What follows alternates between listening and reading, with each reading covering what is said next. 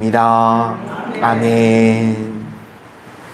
오늘은 세 가지 복이라는 제목으로 하나님의 말씀을 증거하도록 하겠습니다. 오늘 시편 84편의 배경은 예배를 드리지 못할 때입니다. 이것은 배경이요, 압살롬으로부터 도망할 때라고 이야기를 합니다. 그러니까 예루살렘 성전에 있던 다윗이 압살롬에게 도망을 치니까 이제 자연스럽게 마음껏 예배를 드릴 수 없는 그런 상황에 놓이게 되었습니다. 그래서 성전을 사모하는 마음입니다. 사무엘상 15장을 보니까 맨발로 울면서 도망을 쳤다고 기록하고 있습니다. 그런데 그 도망을 친 무리들이요, 성전 예배를 그리워하고 있는 것입니다. 그러니까 압살롬에게 도망을 치는 것도 지금 상황이 힘든 상황인데 성전을 떠나서 예배를 드리지 못하는 안타까움이 다 있다고 말하고 있는 것입니다. 그래서 2절을 보니까 예배를 사모해서 쇠약해졌답니다. 이 단어는 이 상사병이 걸렸을 때 쓰는 단어입니다. 너무 보고 싶고 너무 예배를 드리고 싶고 그런데 그러지 못하는 상황 가운데 놓여 있는 것입니다. 그래서 지금 제일 뭐가 부럽냐면 참새가 부럽고 제비가 부러운 겁니다. 내가 새가 됐으면 날아가서라도 하나님을 예배하는 성전에 가서 예배를 드릴 텐데 하고 시편 기자가 고백하고 있는 것입니다. 그래서 여기 복이라는 단어가 3번 나옵니다. 첫 번째 복이 뭐냐면 예배 드리는 것이 복이라는 것입니다. 우리가 코로나 상황 가운데 다 경험을 해보셨죠? 우리가 마음껏 예배할 수 있고 마음껏 하나님 앞에 찬양할 수 있는 게 얼마나 큰 복인지 우리가 다시금 깨닫게 되는 은혜가 있었습니다. 그래서 오늘 다윗도요, 예배드리지 못하는 상황 가운데 놓였을 때 예배드릴 수 있는 게 가장 큰 복이라는 것입니다. 1절부터 4절까지를 한번 보시도록 하겠습니다. 1절부터입니다. 시작. 만군의 여호와여, 주의 장막이 어찌 그리 사랑스러운지요. 내 영혼이 여호와의 궁정을 사모하며 쇠약하며 내 마음과 육체가 살아계시는 하나님께 부르짖나이다. 나의 왕 나의 하나님 만군의 여호와여, 주의 제단에서 참새도 제 집을 얻고 제비도 새끼들 보금자리를 얻었나이다. 주의 집에 사는 자들은 복이 있나니 그들이 항상 주를 찬송하리이다.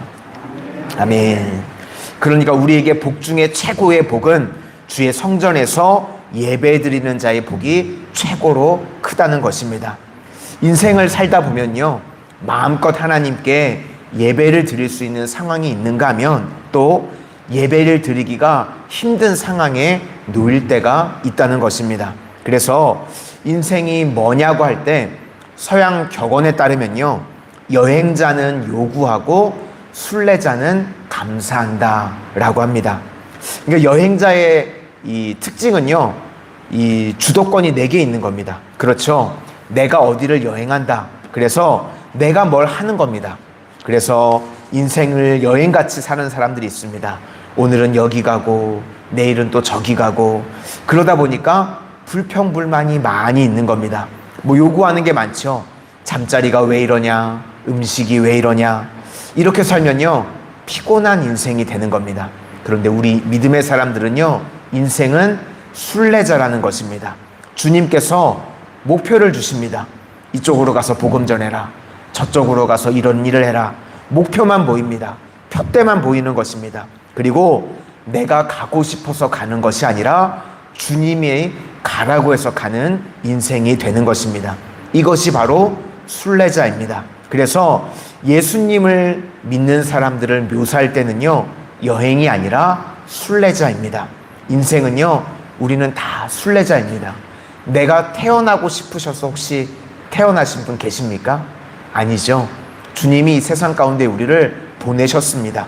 또 돌아갈 때도 마찬가지입니다. 우리가 이제 나는 가야 되겠다 해서 가는 게 아니라 주님이 부르시면 다시 돌아가는 것입니다. 순례자는요, 늘 그리움이 있습니다. 그런 말이 있습니다. 그리움에는요, 거리가 필요하다는 겁니다. 젊은이들이 연애할 때요, 그리움이 다 있죠. 왜 그렇습니까? 헤어지니까요.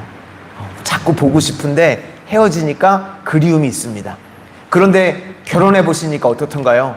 이 왼수가 하루 종일 보이죠.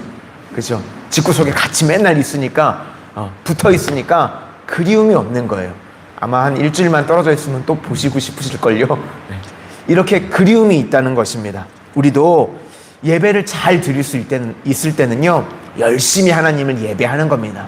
그런데 혹 인생 가운데 예배를 드리기 힘든 상황이 오면 이 그리움이라고 하는 것이 작동을 하게 됩니다.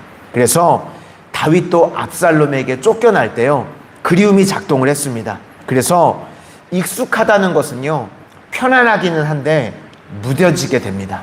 그런데 하나님께서 우리를 낯설게 하실 때가 있습니다. 그래서 그것을 통해서 생기는 게 뭐냐면 그리움이 생긴다는 것입니다. 우리 자아가 너무 두꺼우면 주님을 만날 수가 없습니다. 그런데 주님께서 우리에게 이런 부침이 있게 만드셔가지고요, 우리 자아를 다 깨트리시는 겁니다. 낯설게 만드셔서 우리 자아를 깨지게 만드십니다. 언제 우리 자아가 박살이 납니까? 십자가를 만날 때입니다. 나도요, 내가 만나기 싫은 내가 있습니다. 그러시죠? 죄, 거짓, 음란, 욕망, 수치, 저주. 나도 내가 만나기 싫은 거를 예수님께서 대신 만나 주십니다. 나도 품지 못하는 것을 예수님께서 대신 품어 주십니다. 그때 자아가요, 산산이 다 깨어지게 되는 것입니다. 예배가 그런 것입니다. 주님 만나면 내가 다 깨어지게 됩니다. 그러니까 주님만 바라보면 어떤 일이 벌어집니까? 이제 두 번째 복이 나옵니다. 그 마음에 시온의 대로가 있는 자는 복이 있다라고 말씀하십니다. 5절부터 8절까지를 한번 보시도록 하겠습니다. 5절부터입니다. 시작. 주께 힘을 얻고 그 마음에 시온의 대로가 있는 자는 복이 있나이다.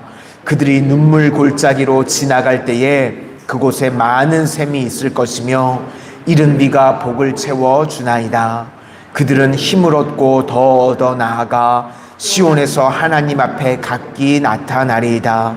만군의 하나님 여호와여, 내 기도 들으소서.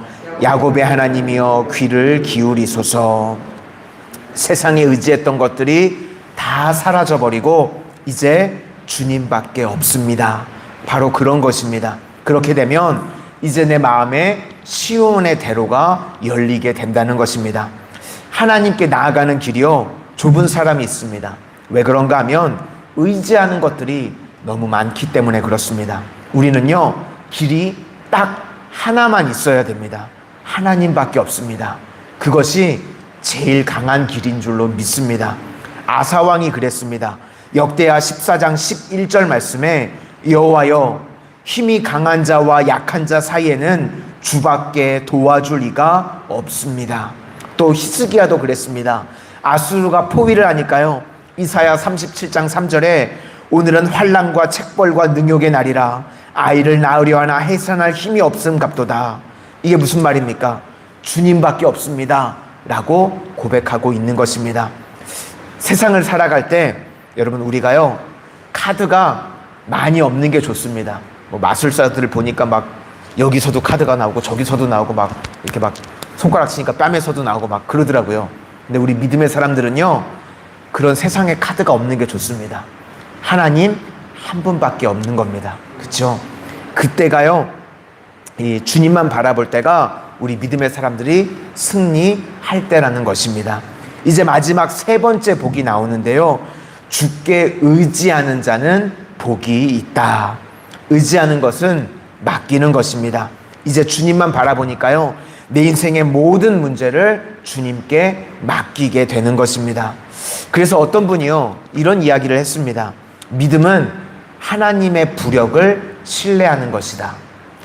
수영 못하는 사람의 특징은요, 부력을 신뢰하지 않습니다. 힘이 잔뜩 들어가죠. 물에 빠질까봐. 수영을 못합니다. 근데 수영을 잘하는 사람의 특징은요, 부력을 신뢰합니다. 그냥 힘을 쭉 빼니까 물에서 뜨게 되죠. 이 신앙생활을 할 때도요, 나를 뜨게 만드는 힘이 있다는 거예요.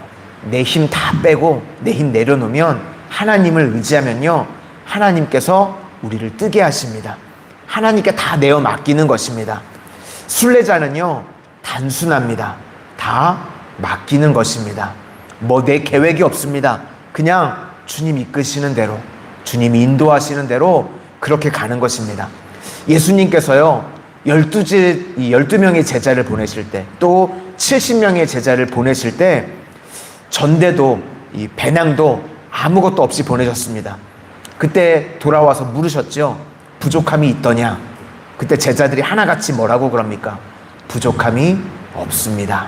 그게 순례자라고 하는 것입니다. 9절부터 12절까지 쭉 읽고 이제 마치도록 하겠습니다. 9절부터입니다. 시작. 우리 방패이신 하나님이여, 주께서 기름 부으신 자의 얼굴을 살펴보옵소서.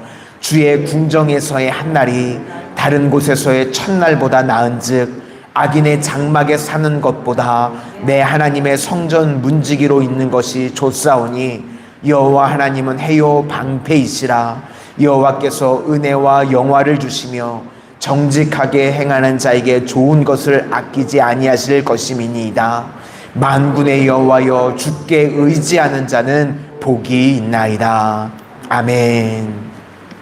주께 맡기는 자는 복이 있는 줄로 믿습니다. 이렇게 복된 인생을 살아가시는 우리 마산 성원의 모든 성도님들이 되시기를 주님의 이름으로 축원을 드립니다. 기도하겠습니다. 사랑의 주님, 이 새벽에 오늘 주님의 말씀을 통하여 예배 드리는 것이 복임을 다시금 깨닫습니다. 아버지, 일상을 살아가는 동안 저희들 예배 드리는 것이 복임을 깨닫지 못하고 대충 예배 드리고 형식적으로 예배 드릴 때가 혹여 있지는 않았는지요. 이 땅을 살아가는 동안 저희들 예배 드리는 그 매 순간순간이 가장 귀한 시간임을 깨달아 알게 하여 주셔서 날마다 예배 드리는 복을 누리며 예배자로 살아가는 저희들이 되게 하여 주시옵소서.